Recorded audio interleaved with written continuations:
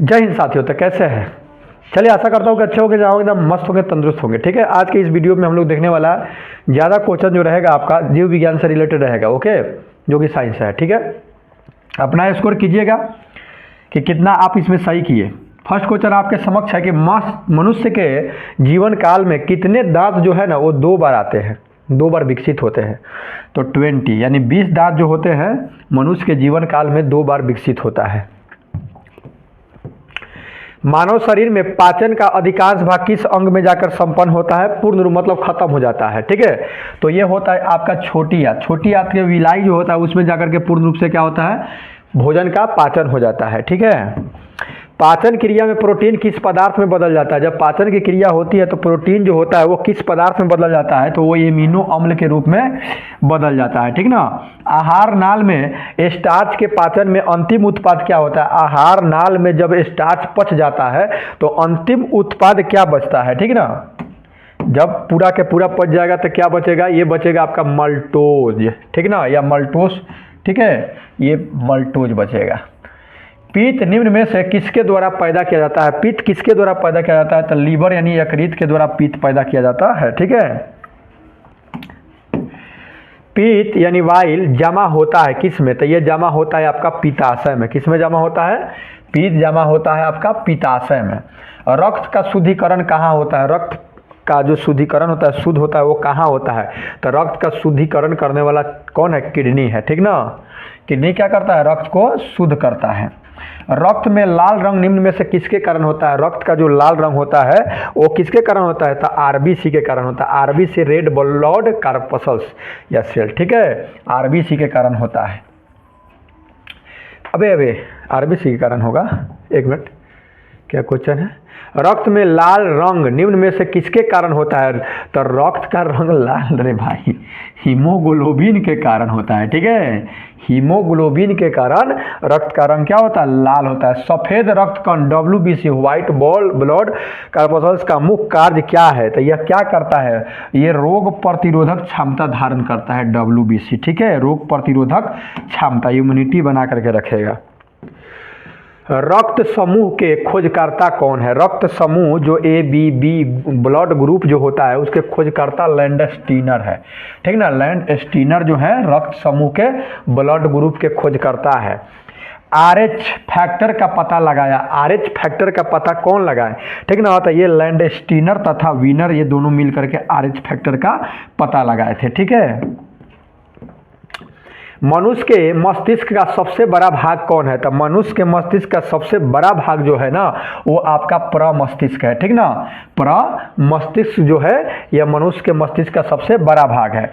मनुष्य में मेरुदंड से किसकी जोड़ी तंत्रिका निकलती है? कितनी जोड़ी जो तंत्रिका होती है मनुष्य के मेरुदंड से कितनी जोड़ी तंत्रिका निकलती है? तो 31 जोड़ी तंत्रिकाएं निकलती है। ठीक है, मनुष्य में मेरुदंड से कितनी जोड़ी? तो 31 जोड़ी तंत्रिकाएं निकलेगी। ओके, आइए देखते हैं आगे।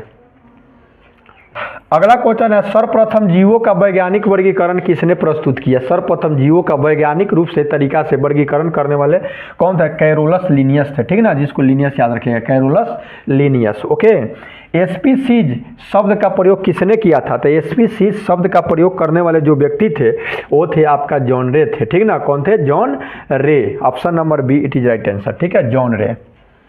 कॉकरोच यानी तिलचट्टा किस समूह का प्रतिनिधित्व करता है? किस समूह में तिलचट्टा को रखा गया है? तो आर्थ्रोपोडा के अंतर्गत रखा गया है इसको। ठीक है, कॉकरोच तिलचट्टा को। सर्वाधिक प्राचीन मोलस्का किसे माना जाता है? सबसे पुराना जो मोलस्का है उस किसको माना जाता है? तो ये माना जाता है नियोफिलाइना को। ठीक है ना, नियोफिलाइना को सबसे प्राचीन पुराना मोलस्का माना जाता है। सर्वाधिक समय तक जीवित रहने वाला प्राणी कौन है? इसमें बताना है। सबसे ज़्यादा दिन तक ले तक कछुआ, 250 वर्ष तक ले इसका उम्र होता है। ठीक ना, जीवन काल कछुआ में सबसे ज़्यादा जीता है। बताइए, सर्वाधिक छोटा स्तनधारी कौन है? ए में जो ऑप्शन दिया हुआ है ए में सबसे छोटा स्तनधारी कौन है? छोटा, तो इसमें छोटा है चमगादड़ है। ठीक ना, विषाणु को किसने सबसे पहले यह बताया कि यह सजीव नहीं है? तो अब देखिए, ये तो निर्जीव ही है, किसी के शरीर में जब प्रवेश करता है तो सजीव जैसा काम करने लगता है। तो ये व्यक्ति थे स्टेनली। ठीक ना, स्टेनली ये बोले थे कि विषाणु क्या है? सजीव नहीं है, निर्जीव है। कोशिकीय संरचना वाला सबसे छोटा जीव कौन सा है? तो सबसे छोटा इसमें से खोजना है विषाणु, कवक, लाइकेन, जीवाणु।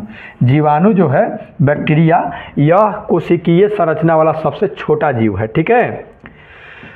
किस पौधे के तने से साबूदाना बनाया जाता है? एक साइकस, वही सिकोया, साइकस या सिकोया, ठीक ना, ज़्यादा साबूदाना बनता है। बर्फ पर पाए जाने वाले शैवाल क्या कहलाते हैं? जो बर्फ पर शैवाल पाया जाता है उसको क्या कहते हैं? क्रिप्टोफाइट्स बोलते हैं उसको, ठीक ना। बर्फ पर पाया जाने वाला जो शैवाल होता है उसको क्रिप्टोफाइट्स बोलते हैं। किस प्रकार के शैवालों से आयोडीन प्राप्त किया जाता है? आयोडीन प्राप्त किया जाता है तो वो है भूरे शैवाल से। भूरा शैवाल से आयोडीन और नमक में मिलाकर के आयोडीन युक्त नमक बनाया जाता है। किस शैवाल में प्रोटीन की सर्वाधिक मात्रा पाई जाती है? सबसे ज़्यादा मात्रा प्रोटीन का किस शैवाल में पाई जाती है? तो क्लोरेला में, ठीक ना, क्लोरेला में ज़्यादा पाई जाती है। ठीक है। गोबर पर उगने वाला कवक क्या कहलाता है? तो गोबर पर उगने वाला कहलाएगा गोबर छत्ता, यानी क्रोमोफाइलस, क्रोमोफाइलस। ठीक है। अगला है क्वेश्चन, कवकों की कोशिका भित्ति किस पदार्थ की बनी होती है? कवक की कोशिका भित्ति जो होता है वो काइटिन की बनी होती है। क्या चीज़ की बनी होती है? काइटिन की। कवकों द्वारा उत्पन्न विष कहलाता है। कवक द्वारा जो उत्पन्न विष होता है वह क्या कहलाता है? तो माइकोटॉक्सिन उसको बोला जाता है। कवक जो विष उत्पन्न करता है उसको माइकोटॉक्सिन बोलते हैं। ठीक है। माइटोकॉन्ड्रिया का जीवन काल कितना होता है? माइटोकॉन्ड्रिया का जीवन काल कितना होता है? तो 5 से 10 दिन होता है माइटोकॉन्ड्रिया का। ठीक है। समसूत्री विभाजन किन कोशिकाओं में होता है? समसूत्री विभाजन जो होता है वो होता है आपका सिर्फ कायिक कोशिकाओं में होता है। ठीक है। कायिक कोशिकाओं में क्या होता है? समसूत्री विभाजन होता है। ठीक है। आगे देखिए, अर्धसूत्री विभाजन किस प्रकार की कोशिका में पाया जाता है? तो अर्ध कोशिका जनन कोशिका में, अर्धसूत्री जो कोशिका विभाजन ये जनन कोशिका में पाई जाती है। 38 क्वेश्चन देखेंगे। क्रॉसिंग ओवर नामक घटना किससे कोशिका विभाजन की एक विशिष्टता है? क्रॉसिंग, क्रॉस करके, क्रॉसिंग ओवर, तो ये होता है आपका अर्धसूत्री विभाजन में। ठीक है। अर्धसूत्री जो कोशिका का विभाजन होता है उसमें क्रॉसिंग ओवर होता है। फलों में कौन सी शर्करा पाई जाती है? तो फलों में जो शर्करा पाई जाती है वो पाई जाती है फ्रक्टोस पाई जाती है। ठीक ना। फलों में कौन सी शर्करा?